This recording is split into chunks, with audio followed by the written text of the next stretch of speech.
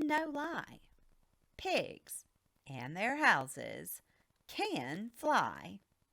The story of the three little pigs, as told by the wolf, by Jessica Gunnarsson, illustrated by Kristen Bernardini.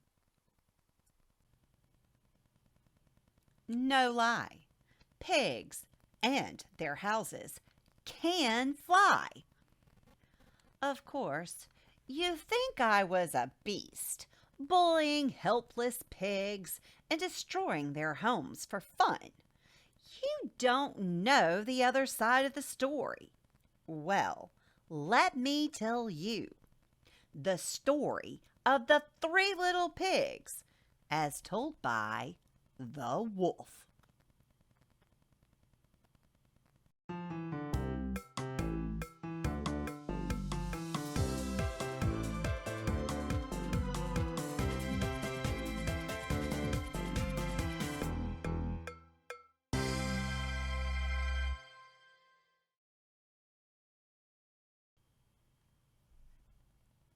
Yep, it's me, the big bad wolf.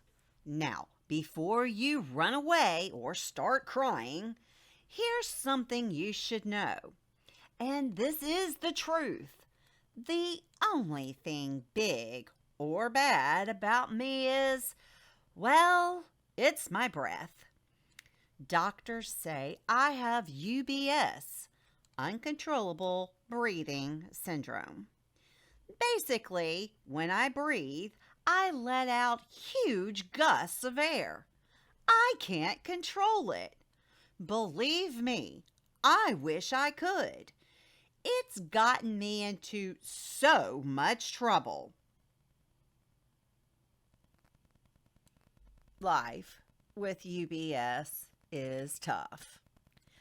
I breathe out and garbage bins tumble down the streets. Trees tip over. On really bad days, airplanes teeter off course. I can't play a proper game of sports. Balls shoot into the air, never to be seen again. "Hey, wicked Wendy," the other wolves yell. "How's it flying?" Or, "Hang on to your hats. Here comes Hurricane Harry." It's a lonely life. That's why I left the pack not long ago, hoping to make new friends.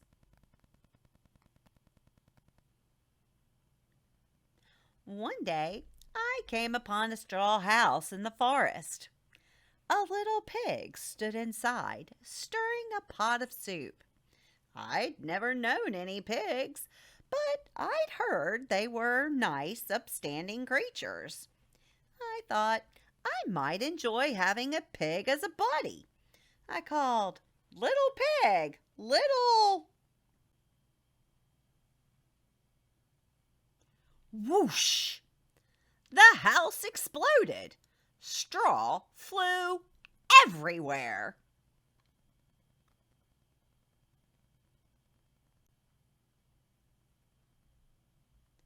The startled pig took one look at me and jumped right into the boiling pot of soup.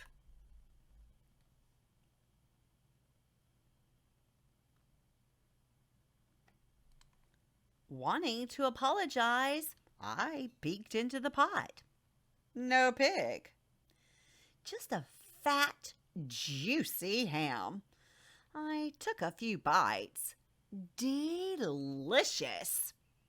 That pig, wherever he was, sure could cook a good soup.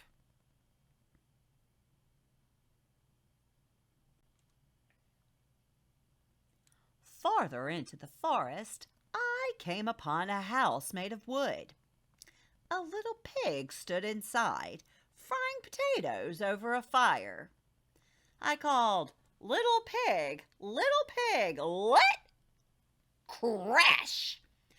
The wood house splintered into hundreds of pieces.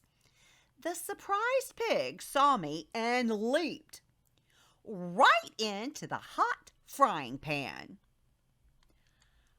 I was so sorry for blowing apart the pig's house.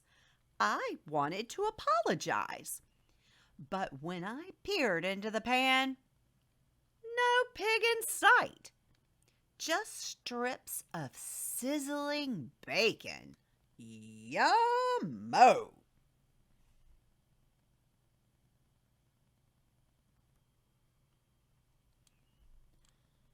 Finally, I came upon a brick house. A little pig stood inside, stirring a kettle of stew. Little pig, let me in, I called. Guess what? The house didn't budge. The pig saw me and hollered, "Not by the hair of my chinny chin chin!"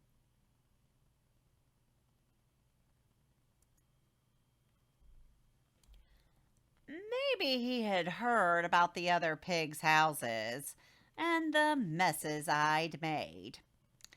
I needed to do something nice, so I gathered a basket of turnips and apples. The pig opened the door, snatched the treats, and slammed the door.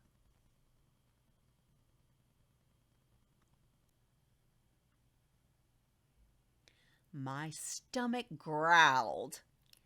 I hoped the pig would share his stew with me and we could be friends. I knocked, but he didn't answer. So I scampered up the wall and wiggled through the chimney. Not smart.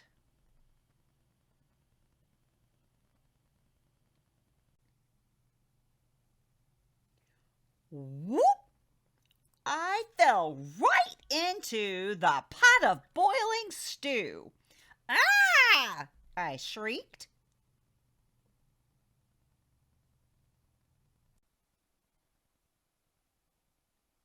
You ruined my supper, the pig cried.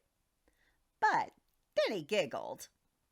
Goodness, look at you, he said. With your fur burned off, you look like a pig. I did look awfully pink.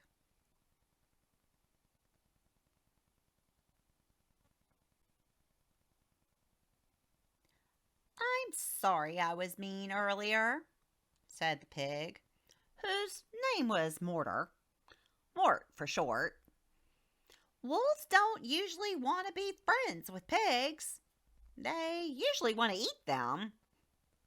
I told Mort about my UBS and how the other wolves bullied me about it. Have you ever tried using it for good? He asked. What do you mean? I asked. Come on, I'll show you.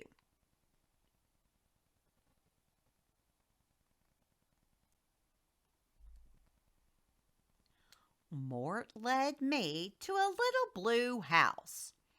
Inside, a girl was huffing and puffing, trying to blow out her birthday candles.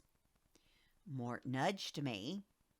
I leaned through the window and blew. The candles went out, and all the kids cheered.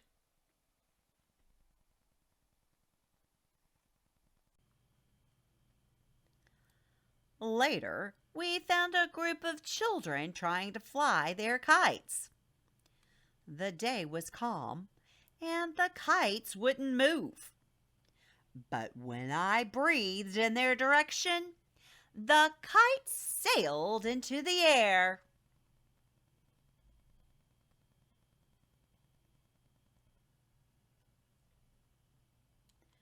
So, that's my story. Mort and I have become good friends, and his house is so sturdy, I never worry about blowing it down by accident. He made stew again tonight. No meat in here? I asked. I don't eat meat, he said. Not even bacon? Mort shook his head and sighed. No, Wolf, not even bacon. Not even when pigs fly. The end. I hope you've enjoyed this story. No lie, pigs and their houses can fly.